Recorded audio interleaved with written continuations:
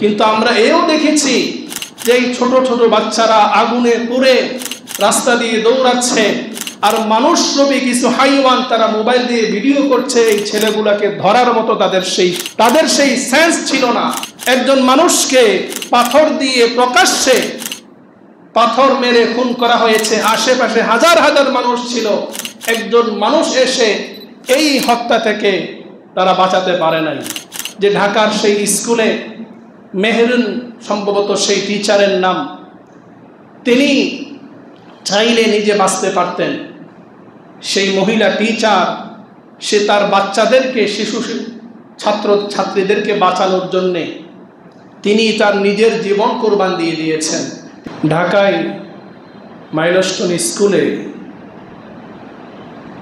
যে দুর্ঘটনা ঘটেছে, যে বিমান বিস্ফোরণ হয়েছে, সেখানে যেই ছোট ছোট মাসুম এই অবুঝ বাচ্চাগুলো তা নির্মমভাবে তারা আগুনে প্রজ্বলিত হয়ে তারা শাহাদাত বরণ করেছে। আল্লাহ তাআলা চাইলে তো সেখানে আমাদেরকেও রাখতে পারতেন, আল্লাহ তাআলা চাইলে তো সেখানে আমাদের সন্তানদেরকেও রাখতে পারতেন। আমাদের চোখের সামনে কত মানুষ মারা যাচ্ছে, কত মানুষের জানাজা আমরা পড়ছি, কত মানুষকে দাফন করছি, তারপরও আমাদের বিন্দু পরিমাণ অহংকার কমে না, ক্ষমতার দাপট কমে না, দুনিয়ার মোহাব্বত কমে না।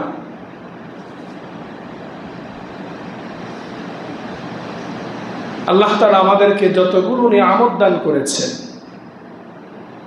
নিয়ামতগুলো কোনোদিন বর্ণনা করে শেষ করা যাবে না। পৃথিবীতে যতগুলো গাছ আছে, সবগুলো গাছের পাতা যদি গণনা করতে বলা হয়, কোনো না কোনো একদিন সেই পাতাগুলো গণনা করা সম্ভব হতে পারে। পৃথিবীতে যে বৃষ্টির ফোঁটা পড়ে, যদি বলা হয় বৃষ্টির ফোঁটা কতটুকু কয়টে পড়েছে, বৃষ্টির ফোঁটা যদি গণনা করতে বলা হয়, হয়তোবা কখনো গণনা করে শেষ করা যাবে। আকাশের নক্ষত্র গণনা করতে বলা হলে হয়তোবা গণনা করে শেষ করা যাবে। কিন্তু আল্লাহ তাআলার যে নিয়ামত আমরা ভোগ করছি প্রতিনিয়ত, আল্লাহ তাআলার নিয়ামত কখনো গণনা করে শেষ করা যাবে না। যে ঢাকার সেই স্কুলে মেহরুন সম্ভবত সেই টিচারের নাম, তিনি চাইলে নিজে বাঁচতে পারতেন। সেই মহিলা টিচার, সে তার বাচ্চাদেরকে, শিশু ছাত্র ছাত্রীদেরকে বাঁচানোর জন্যে তিনি তার নিজের জীবন কোরবান দিয়ে দিয়েছেন, তিনি শাহাদাত বরণ করেছেন। আল্লাহ তাআলা ওই টিচারকে জান্নাতের আলা মাকাম দান করুন।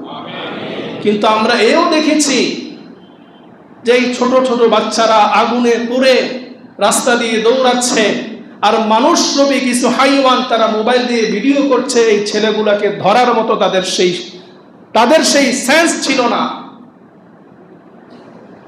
আমরা দেখেছি ঢাকার মধ্যে একজন মানুষকে পাথর দিয়ে প্রকাশ্যে পাথর মেরে খুন করা হয়েছে, আশেপাশে হাজার হাজার মানুষ ছিল, একজন মানুষ এসে এই হত্যা থেকে তারা বাঁচাতে পারে নাই। আজকে আমরা কেমন মানুষ হয়ে গেলাম যে মানুষের বিপদে মানুষ দাঁড়াতে পারছি না। আজকে আমার পাশের ফ্ল্যাটের মানুষ, আমার প্রতিবেশী অসুস্থ, তার খোঁজ খবর আমরা নিই না। আজকে আমরা এতটাই স্বার্থপর হয়ে গিয়েছি যে নিজের স্বার্থ ছাড়া, নিজের সুবিধা ছাড়া আর অন্য কোনো কিছু চিন্তা করতে পারি না। রাসূল আকরাম সাল্লাল্লাহু আলাইহি ওয়াসাল্লাম একদিন সাহাবাই কেরামকে উদ্দেশ্য করে বললেন, তোমাদের মাঝে কে আছো যে 4টি কাজ করেছো? এক নাম্বার হচ্ছে আজকের দিনে কে রোজা রেখেছো, আজকের দিনে কে মিসকিনকে খাওয়িয়েছো, আজকের দিনে কে জানাজা আদায় করেছো, আজকের দিনে কে অসহায় অসুস্থ মানুষের পাশে গিয়ে দাঁড়িয়েছো। এই 4টি কাজ কে করেছো? তাদের মধ্যে হযরত আবু বকর রাদিয়াল্লাহু আনহু তিনি হাত তুলে বললেন, ইয়া রাসূলুল্লাহ, আজকে আমি রোজা রেখেছি, আজকে আমি গরিব মিসকিনকে মেহমানদারি করিয়েছি, আজকে আমি একজন মৃত মানুষের জানাজায় অংশগ্রহণ করেছি, আজকে আমি একজন অসুস্থ মানুষের পাশে গিয়ে দাঁড়িয়েছি। রাসূল করিম সাল্লাল্লাহু আলাইহি ওয়াসাল্লাম ইরশাদ করেন, এই 4টি কাজ যে করেছে ওই ব্যক্তি জান্নাতি। সুবহানাল্লাহ। আমরা তো মনে করি শুধু নামাজ পড়লেই জান্নাতি, একজন কাফের মহিলা সে একটি কুকুরকে পানি পান করানোর কারণে আল্লাহ তাআলা তাকে জান্নাত দান করবে। এই জন্য মুহতারাম হাজরিন, শুধুমাত্র সূরতে শেকলে মানুষ হলে হবে না, আমাদেরকে বাস্তবিক পক্ষে আমাদের ভিতরে মানুষত্ব থাকতে হবে। মানুষের বিপদে মানুষের পাশে দাঁড়াতে হবে, মানুষ অসুস্থ হলে তাকে দেখতে যেতে হবে, মানুষের কষ্টে আমাকেও কষ্টে পেতে হবে, তাহলেই গিয়ে আমরা পরিপূর্ণ মানুষ হব।